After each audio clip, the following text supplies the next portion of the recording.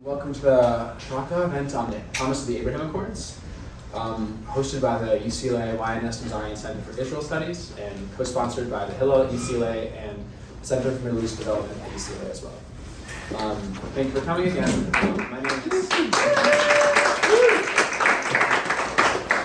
My name is Simon. I am an undergraduate Goldstein Fellow of the Mazarian Center, and I would like to introduce our speakers. So, Dan Feferman, Sharaka is Director of Communications and Global Affairs. He is an Israeli-American author, speaker, researcher, and thought leader who focuses on Israel, the Jewish world, and the Middle East.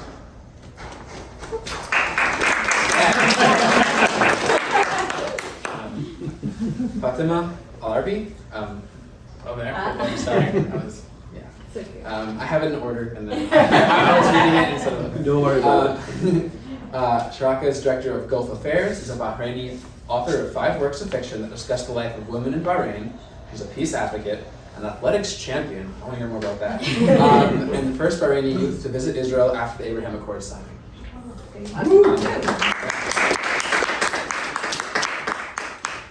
Ahmed Khuzaie of Bahrain is Sharaka's Director of U.S. Affairs and managed regional marketing campaigns with international names like HSBC Bank. Prior to partaking his current post, he led several political initiatives and campaigns worldwide.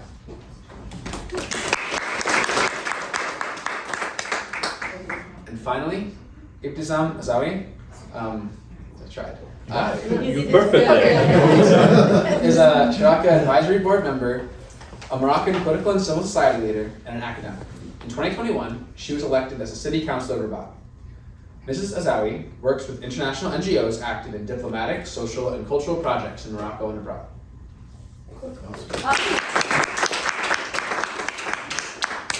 And finally, I would like to introduce Laura Resnick, the Nazarian Center's Executive Director and our moderator. Thank you, Simon.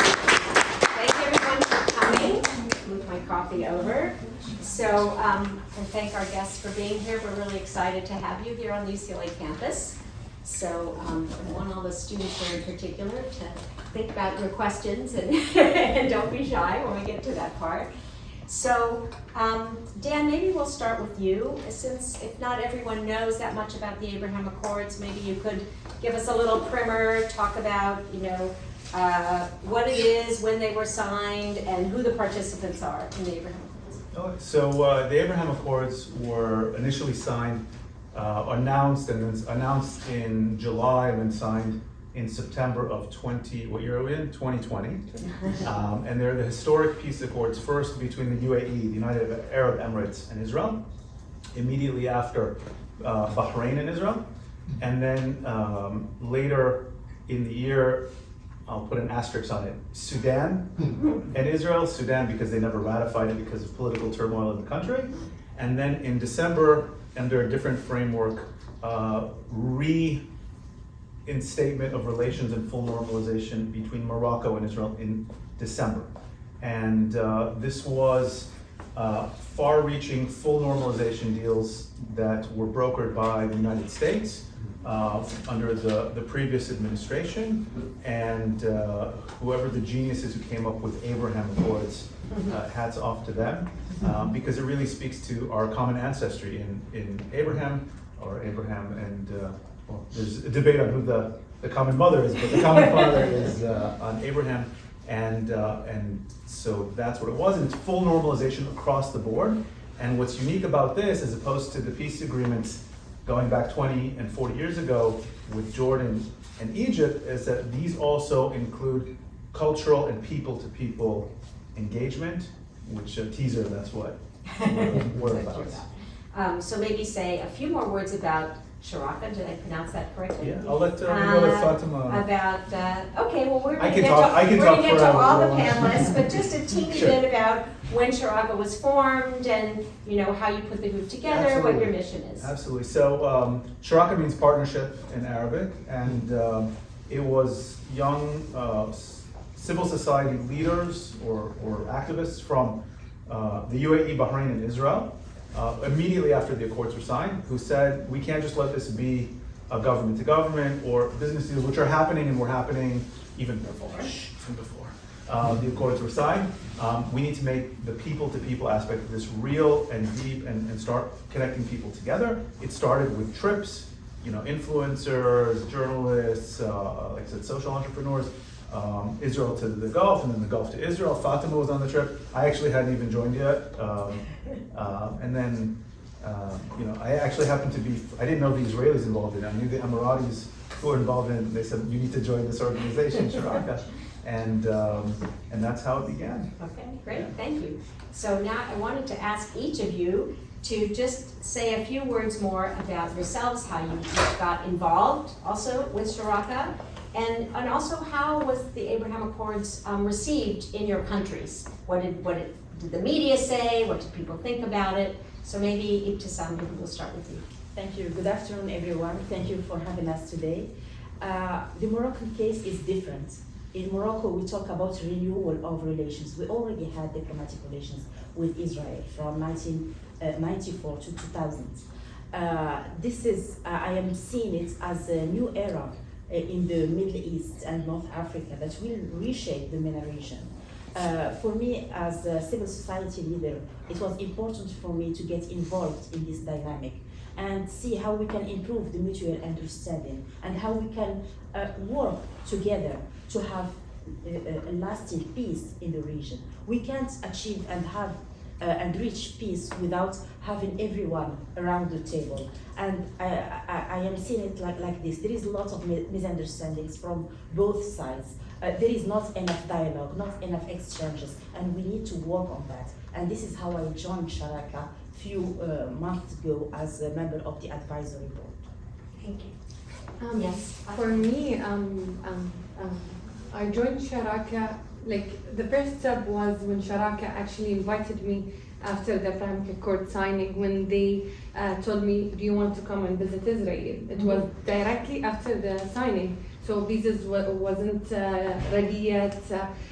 It was still COVID time, no airplanes, flights every day. But they invited me and I was so curious. I wanted to go and see. I wanted to see Israel by myself. I wanted to see it by my eyes. I didn't want to hear about it through the media, either with or against. I wanted to go meet Israeli Jewish, Israeli Arabs, Palestinians, Druze, Muslims, Bedouins. I wanted to see it. So thankfully, I went there, although I was hesitant at the beginning, but I took the chance and went, and it was once in a lifetime experience. It changed my whole life, if I can say. Since then, I always say Abrahamic Accord changed my whole life. Since that visit, I found myself taking the reality that I saw, how people are living together in one country, in one land, through my social media accounts. Some people liked it, some people didn't. At the beginning, I received a lot of pushback. They tried to silence me. They tried to hack my accounts multiple times. But I wanted to advocate more for peace. We wanted to bring people to the table, although we don't agree on all of the stuff. But we want to create a dialogue. We want to speak together with Israelis, with Palestinians, with Arabs. So it started at that time, and now I'm working full-time with Sharaka. Oh, great. Okay, thank you. And we're going to come back to each of you for more specific questions. Ahmed, how about you? Thank you. Well, Ahmed Khuzaie, as I said, I'm from Bahrain. The whole thing started right after the Accords, and as Fatema mentioned, it was during COVID time, and I had an engagement that I needed to go into Israel, and I couldn't get a visa. A friend introduced me to Dan. I didn't know Dan, I didn't know Sharaka, I didn't know anything. We spoke, and basically he gave me the chance to tag along, and that's how I met Fatema. I mean, we were both Bahrainis, and Bahrain is too small. Yeah. And I get to meet her through an Israeli. I mean, that's fun. We went there, the trip finished, and we started communicating even more, and that's how I joined eventually, actually. How it was perceived, we'll have to understand how the Middle East functions. We have to understand how the Arabs, the Muslims function as well. For 74 years, we we Arabs, we Muslims, had a firm stand with the Palestinian cause. And that didn't change. Although the way our governments are approaching it changed, the stand still pretty much the same. Probably most of the people around the Gulf I'm going to talk about are still opposing.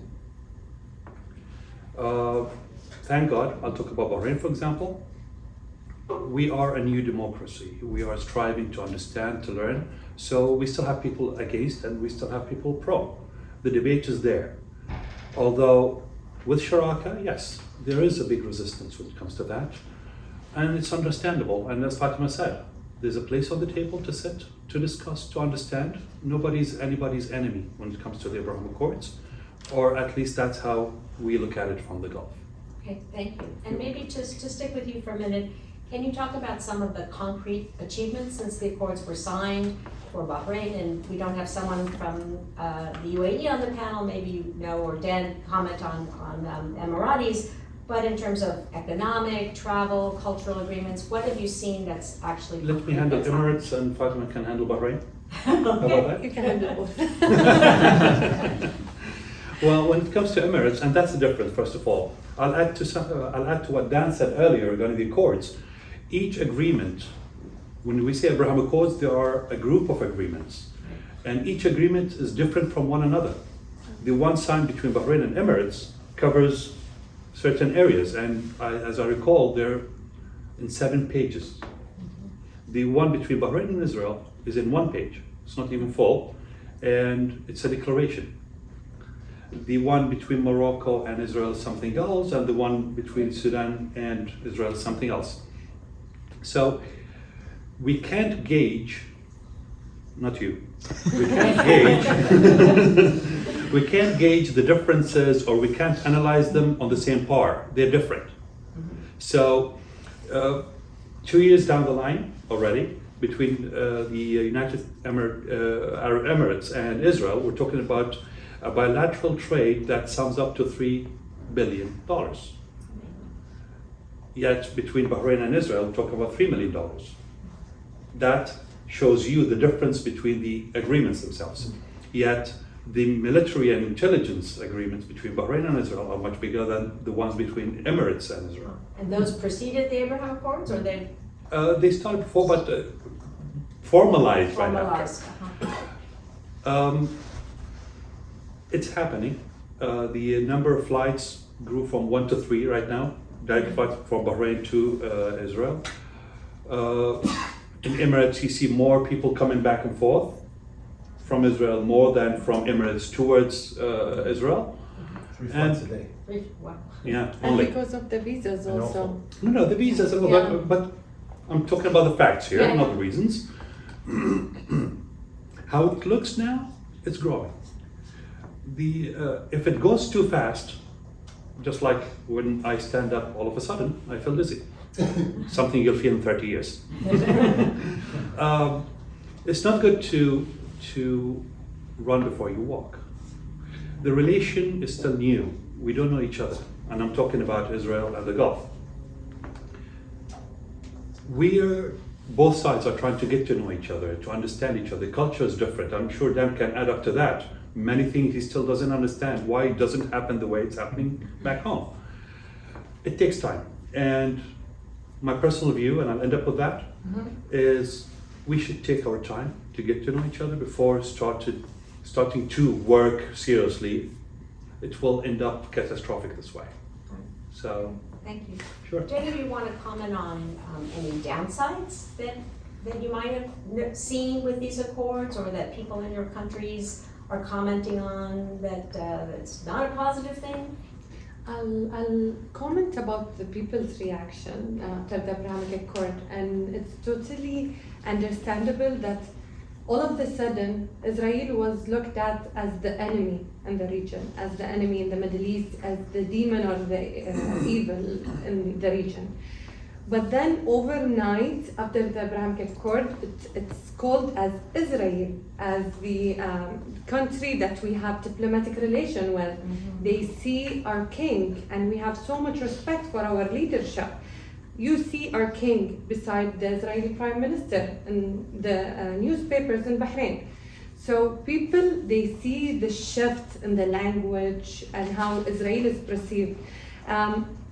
They don't accept it because it all happened all of a sudden, and I don't blame them. It takes time, and we saw this and we noticed this in Bahrain. In the beginning, no one wanted to come into the trips to Israel. Now everyone wants to go. We have so many names that we can't fit them into the schedule. And also when we have events in Dubai or in Bahrain, everyone wants to join. Sometimes we have to turn people down. And in the event that happened in Morocco, it was supposed to be for 50 people, and more than 200 people attended. And people were sending messages through Instagram, how can we attend? So it's changing, but by time. Ibtissame, maybe we'll come to you. So you haven't visited Israel yet, is that right? Right. But maybe you could talk about one of the differences with the agreement with Morocco is that there's so many Moroccan Jews who live in Israel, and has that culturally, how do you see those ties making a real difference in restarting this relationship with Israel? Yes, to understand the relation between Morocco and Israel, we have to link it to the distinguished relation that the Moroccan have always had with the Jewish community. We have in our constitution, the only one in the Arab and Islamic world, that talks about the Jewish community as one of the components of the Moroccan identity. Jewish and Moroccan always lived together. I remember my grandmother, her best friend was a Moroccan Jew. She was her neighbor. They were like having meetings in the afternoons, making cakes together and drinking delicious Moroccan tea with fresh mint. And it's also a relation that was nourished and preserved by the Moroccan kings since the 15th century, when the Jewish were expelled from Andalusia under the Vichy regime, and they asked the late king Hassan V to expel them from Morocco. He refused, and he said those are Moroccan citizens. And there is also a strong quote of late King Hassan II, who said that when a Moroccan Jew leaves Morocco, we don't lose a citizen, we gain an ambassador.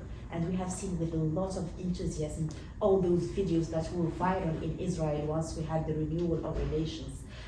People were in the streets singing Moroccan songs, even having Moroccan flags, and the pictures of the king, Mohammed VI. It was really touching for us, and people were curious to know more about Israel. There is also a lot of Israeli Jews who have their roots in Morocco, and who are proud of their Moroccan roots, and they come back often to Morocco for kind of pilgrimage in Morocco, and so on. And now there is, thanks to all what is happening now, we have direct flights from Tel Aviv and Casablanca. They are all full. We have lots of trade, bilateral trade in different fields. In tourism, agriculture, renewable energy, lots of sectors, and also cooperation and treaties in defense, in military, in intelligence, in lots of fields. So it's a big dynamic, but I am seeing it deeper than that, deeper than the diplomatic and political level. We need to build more people-to-people relations and more people-to-people exchanges. This is what will make this new dynamic sustainable, and this is what can help us to have peace in the region. Thank you. Dan, maybe back to you as the token Israeli on the panel for us. And you were also a former IDF officer. So what got you interested in wanting to know more about the Arab world, and tell us about your perceptions when you visited in the UAE, And also, how do you see the perception of the Arab world changing in Israel? Yeah, good questions. And Bahrain, don't forget Bahrain. Oh, were you visited in Bahrain? I did. Okay. Morocco's next. Oh, Morocco's okay. next. So, like all Israelis, I served in the IDF. Unlike most Israelis, I was a Middle East affairs analyst and foreign affairs analyst. That's my academic background also. And so we studied the Middle East, we studied our neighbors, you know, from a different lens, from a defense lens always. But we never, I mean, except for when I used to go and meet the Jordanian army officers, because we have relations with Jordan or with the Egyptians, we didn't have, and those are always pleasant, you know, very pleasant. You know, as an Israeli, you don't get the chance to interact regularly with the Arab world. I grew up mostly in the US, and I had, you know, as a Middle East Studies major, I had many Arab and Muslim friends. And then when I moved to Israel, in Israel we have 20% of the country is Arab, most of them are Muslim.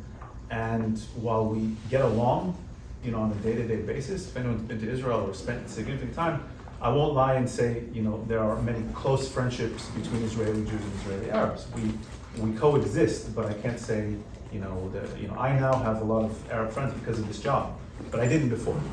And, you know, if you know Israel even more, you'll know most Israelis, over 60% of Israelis have their roots around the Middle East. My family came from Iraq, okay? My grandparents' native language was Arabic. And that's not an unusual story in Israel. And we got cut off from our neighbors, from our I don't know how to say it, the same culture around the region. The foods I grew up with are the same foods that they eat in Iraq today. The music I heard, you know, in my grandparents' home was Kulthum, you know, that's what I grew up with. And to be cut off from that it's artificial. When the Accords were announced, you know, I was a group of 50, 60 Israelis who started connecting online, this is during COVID, with Emiratis and Bahrainis and all sorts of you know, Saudis and Egyptians and Palestinians who live in the Gulf. And we started connecting online. And I used my American passport. I got out to Dubai before there were visas, so I got there before the rest of the Israelis. And I just had a week, literally, I didn't do anything touristy, I just met people. And I just had deep conversations with people. And I was blown away. You know, immediately, I can say now, the amount of close friends I have from the Arab world is, you know, probably as many as my Jewish friends. And How's your Arabic? it's getting better. I used to be fluent. But it's shaking He's his shaking head. his head. I don't say Khaliji, man. Khaliji is not Arab. I'm sorry. Where's your dialect? Yeah. There's lots of different I speak the kind of Palestinian. Palestinian dialect. I can kind of get by with the Iraqi, but not it's not fluent. It was emotional for me and for so many Israelis I know that went to the Gulf because it's emotional for us. I remember when the Accords were announced, we were sitting around and we were shedding tears of joy watching the Accords together on Zoom. We were all, you know, 100 people on Zoom from Israel and from the Gulf and people from all over the region. We were watching this on Zoom, shedding tears of joy as this new era. And I went out there and I discovered, you know, again, the media always shapes how we view the world, right? And unfortunately, it's mostly for bad, because what sells in the media and what gets people to watch is the violence and the extremists. And you know, it's hard to be a moderate extreme. It's hard to be a moderate and get attention, right? The thing is, most people are moderate, and the media doesn't pick up on that. The media picks up on the extremists. You don't see protests and marches of moderate people. The 80% in the middle. You don't see that. And so all we see on the Israeli news of the Arab world is the violence, the extremists, the Hezbollah and the Hamas and the Iranian extremists and all that. We don't see the normal people who is the vast majority of the region. And when you go and start connecting with them, and then you discover a part of the Arab world, like a deep part of the Arab world that's progressive and modern and women's rights and accepting of non-Muslims and accepting of secular people, And I came back to Israel, like I said, I was one of the first, and people were shocked that this is what I was telling them. People asked me, is it safe to go? I said, you have no idea how safe it is. You have no idea how welcoming it is. You have no idea, can I go as a woman? I saw women walking at 2 a.m, as safe as can be. And my friends leave their houses unlocked because how safe it is. And I said, it's like nothing you've ever seen. The conversations I had about religion, comparing Islam and Judaism, and I'm a religious guy, you can have a kippah on my head, and I was sitting with traditional or observant Muslims, and we were just sharing so much. And this is the future, and we can together, and this is why I was so happy to join Sharaka. We can export these conversations and this model to the region.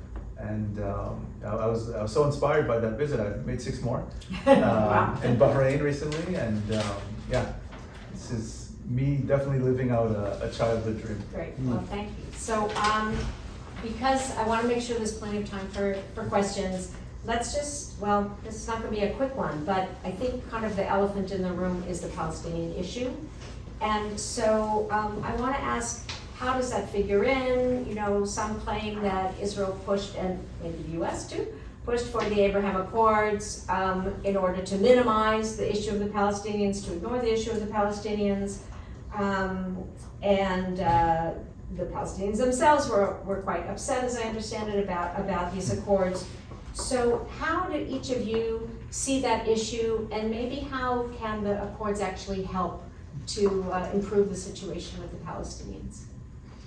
Having relations with Israel doesn't mean that we are leaving the Palestinians alone. We share with Palestinians the Arab identity, Islamic religion, but we share also humanity and universal values with Israeli and the brotherhood with them.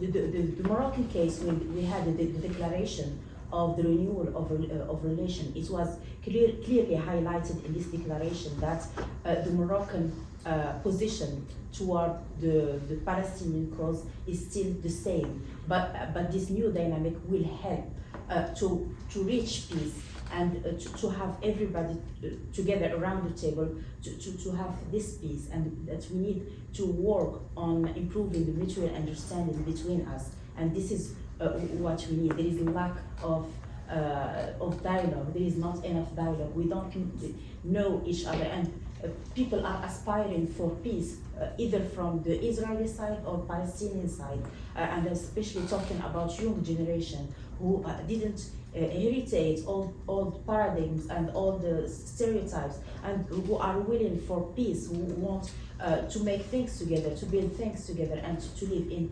coexistence. So this is, I think, the spirit and the main reason for the existence of initiatives like Sharaka. For me, to start with, I don't represent any government, but our governments, Bahrain and UAE, and of course Morocco, let me stay with Bahrain and UAE because of the Abrahamic Accord. They didn't sign the accords to forget about the Palestinians, but they chose this solution to help the Palestinians. They don't like it, I know, but if they change their views towards it, they will know it's an opportunity. Bahrain and UAE governments chose the Abrahamic Accord because having diplomatic relationships with Israel is like having a chair on the seat on the table. They can discuss, they can negotiate, and it happened since I think the second month. Bahrain and UAE have had some concerns about the Palestinians. This is from the government side. From my side, as a person that visited Israel and met Palestinians and Israeli Arabs that also identify themselves as Palestinians. At the beginning, there's so many people that they don't like it. They felt like they've been left out, betrayed, and I understand their views, but we have tried war and disconnecting from Israel for the last 70 years. Have anything changed for Palestine? Nothing. So we're choosing another pathway to explore what could happen. And for me as a person, I wish nothing but the best. that my government and other governments find a solution for Palestinians. And when I visited Israel, I met with so many people that they don't like it, but I met also with people that they came to me. They told me, I'm Palestinian and I live in this place. I want to tell you, I know so many people attack you. I know they don't like what you're doing, but believe me, we don't want war anymore. And this is basic human rights. No one wants war. They want to live, they want to have a job, they want to raise their kids. No matter they're Palestinian, Israeli, whatever their religion, their nationality, this is basic human rights. They just want to live, have life, have education, healthcare.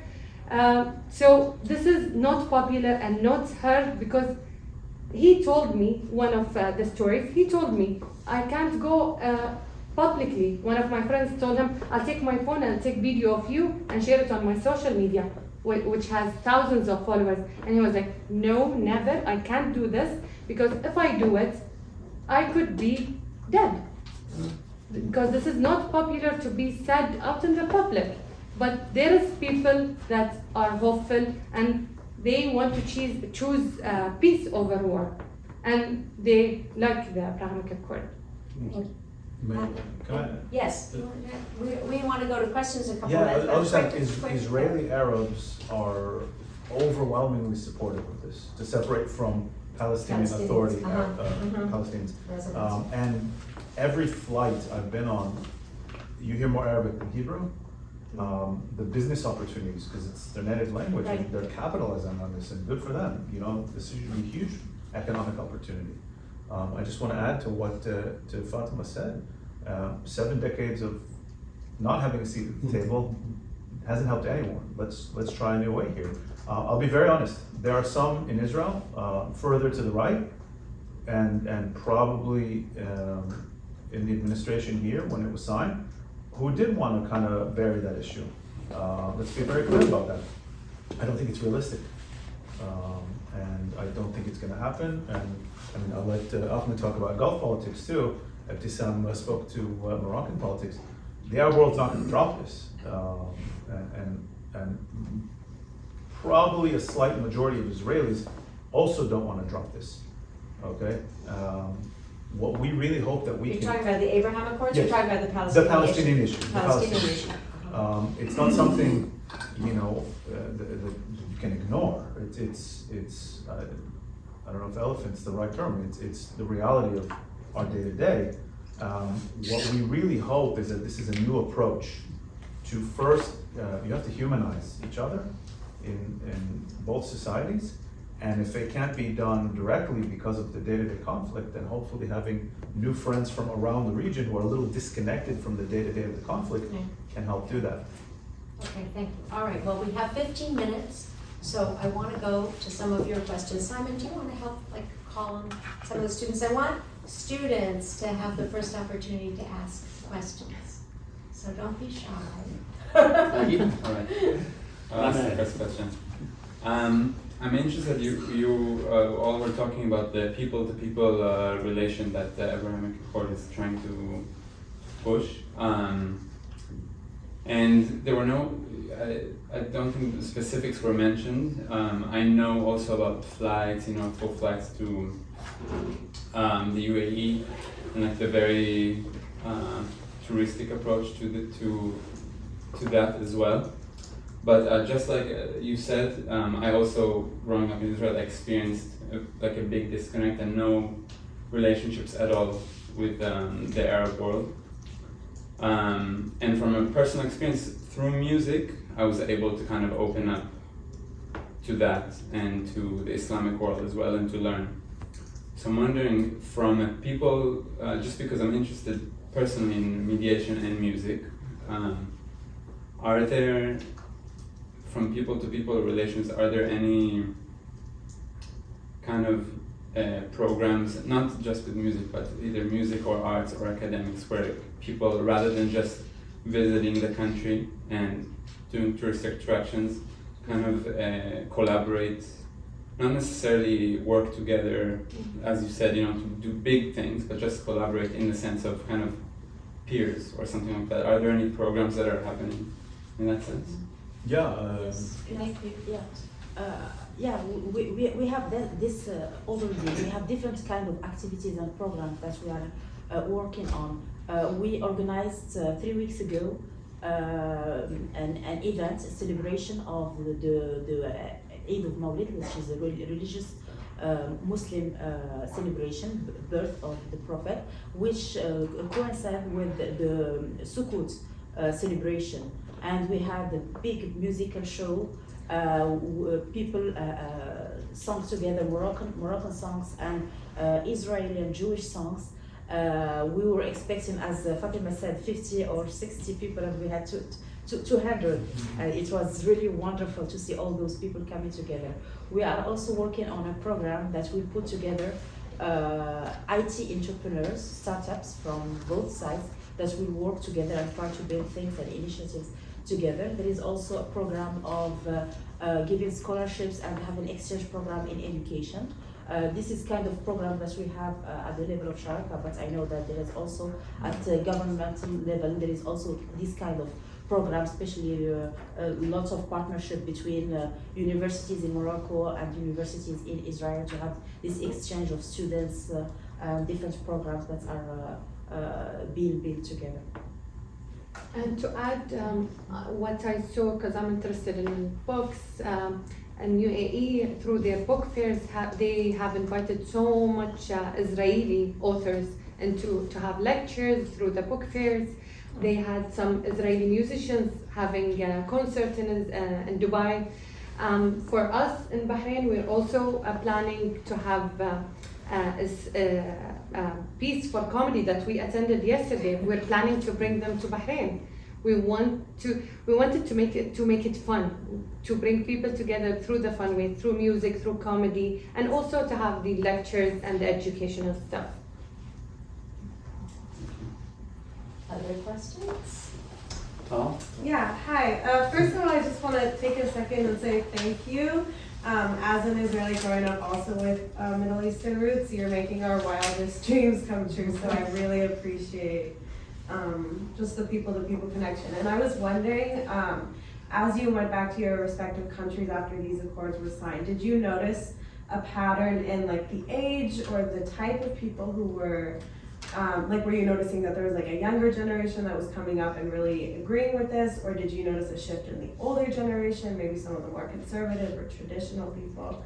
So just what did you each see in your respective countries? I became the elephant in the room. You're only 2 years older than me. Well, it's an amazing question, by the way. Yeah. The answer is really big and it will take a long time. I'll try to cut it short as much as I can. Each country of the accords is completely different from one another. Mm-hmm. So in that case, we'll talk about Bahrain. The majority of the citizens in Bahrain could consider themselves as conservative or moderately conservative. How they look at it, when we're talking about conservatism in Islam, it means supporting one side, which is the Palestinian cause, and opposing the accords, opposing normalization with Israel. So initially, as per David Pollock, was it? Yeah, Washington Institute. Yeah, the Washington Institute, they ran some, as per him, a secret poll. We're talking about, I think it was in the range of 83% of the segment that was covered in the poll were opposing the accords. No age segment was mentioned, though this is it. But I mean, to go to the details, it would be different. You were asking about what we saw, what we felt. So we know that the majority are opposing it, yet they segregate. That's what they say publicly. Behind closed doors, they have questions, they have concerns, and they want to understand and know. The numbers are changing. The people are shifting their mindset. I'm not saying that they're shifting their mindset from against to for. I'm saying that they are leaning towards understanding and learning until they make a rounded decision, if I may. nobody knows what's going on yet. It's not that easy. As I said, the Bahraini Accord Agreement or the peace declaration that Bahrain signed had no terms. It was generic, unlike the Emirati one. So within that, it opened the door for, I'm not going to say vagueness on one hand, but on the other hand, it gave both governments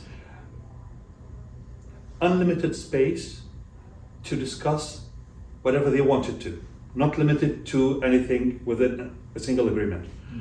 But to the people, they found that vague. They couldn't understand it. They don't know what's happening or what's coming. That element made them a bit skeptical. But on the other hand, from what we do, engaging with people, the same people who were attacking us strongly came back and asked nicely now. Trying to understand, trying to know, how do we treat them? How do they treat us? How do they talk to us? What do they do? What's their habits? What do they eat? And I find that healthy. It's changing the mind shift moderately, not overnight. And I found that healthy, in my opinion. I'm not sure if I covered everything. But Just to add, the shocking country that reacted after the Abrahamic Accord for me is Saudi. Saudi Arabia youth, the younger generation, shocked me with their reaction, more than the Bahrainis and the Emiratis. They were so happy about the Abrahamic Accords, about the normalization, and I've received hundreds, if not thousands, of messages through Instagram or Twitter or WhatsApp telling me we wish Saudi has joined and we know one day it will happen. It's not matter of if, it's matter of when. They're telling me today they see Israel as an ally. They don't see it as an enemy. And it was so shocking that they were happy and embracing the Abrahamic Accord. They told me when I went to my first trip to Israel, how can I go there through Bahrain? How can I get visa? Will they let me in with my Saudi passport? So I think Saudi shocked me, Saudi youth generation. That's really interesting. Yeah. Yes? Hi. So I think something I noticed is the difference between the Jordanian and Egyptian agreements and the Abrahamic Accords is there's a less focus on the Palestinian issue in the Abrahamic Accords, whereas because Jordan and Egypt are obviously neighbors, they should have higher emphasis.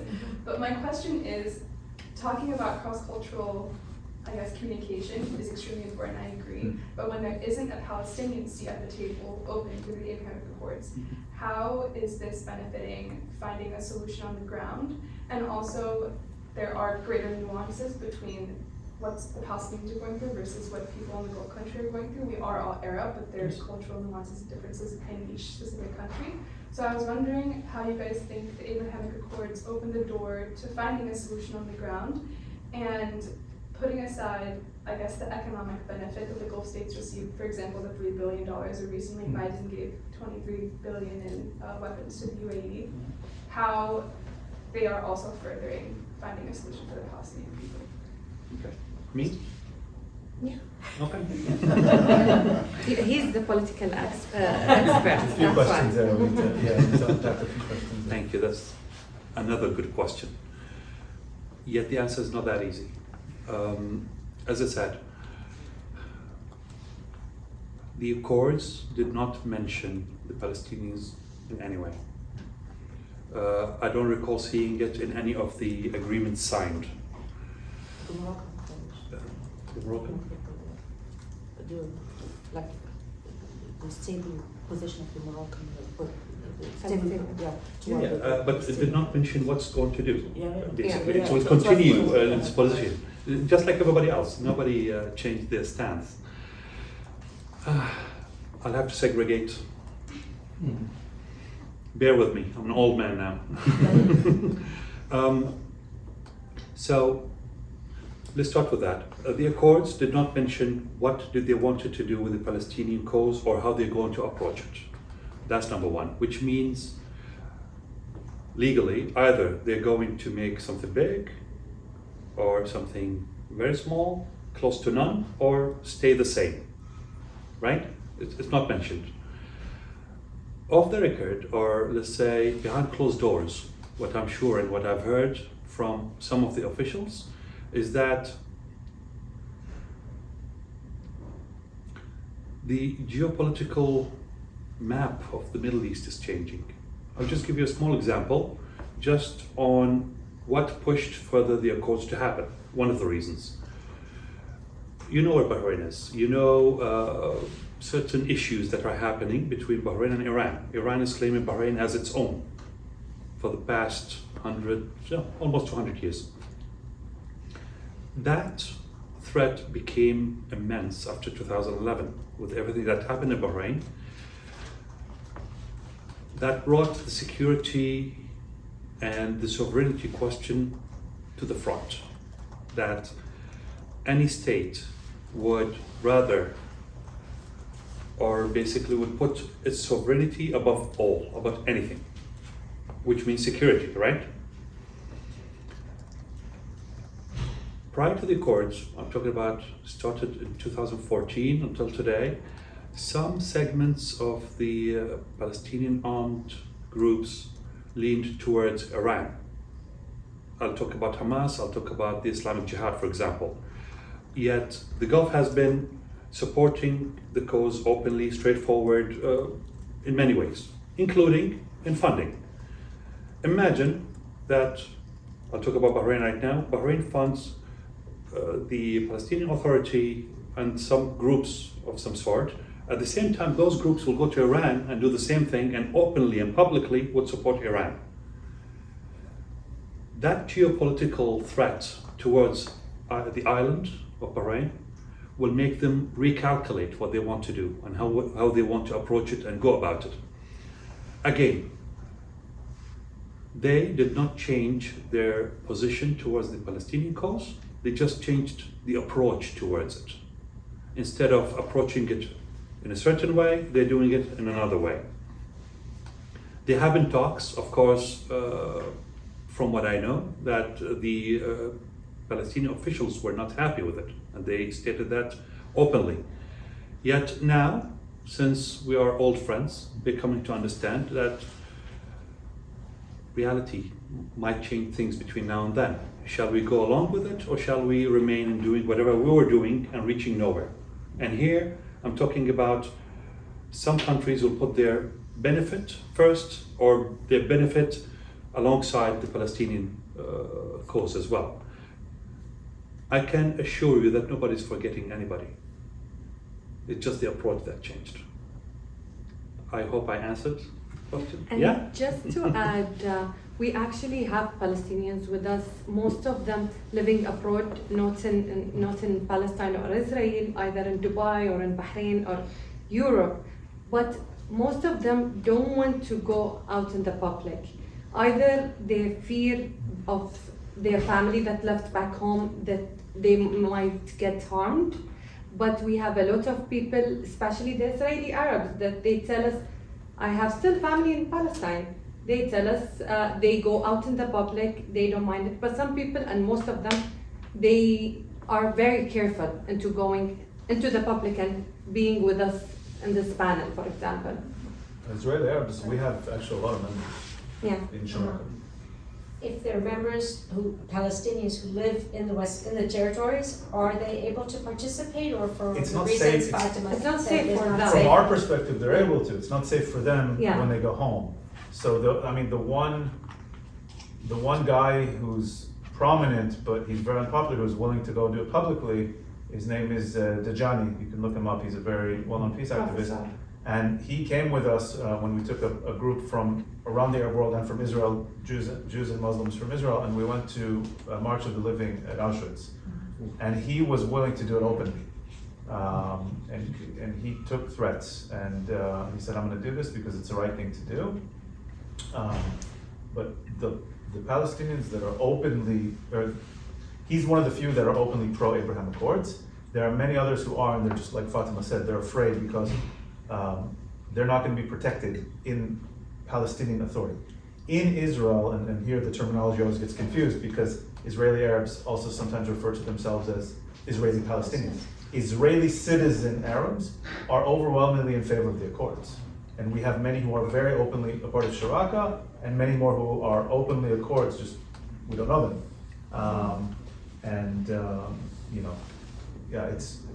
It's why we have to differentiate between those who are Israeli citizens and those who are not.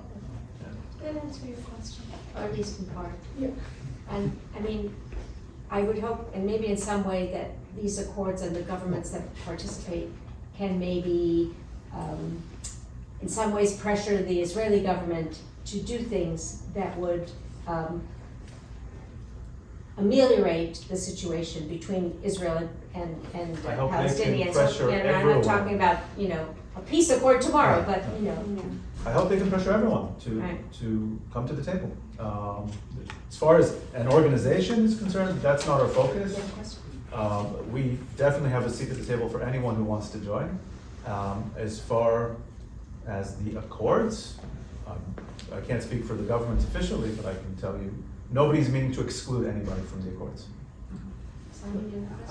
So this is somewhat Last question, sorry. somewhat political, but also like a lot on the people side. I know the Sudanese government is quite.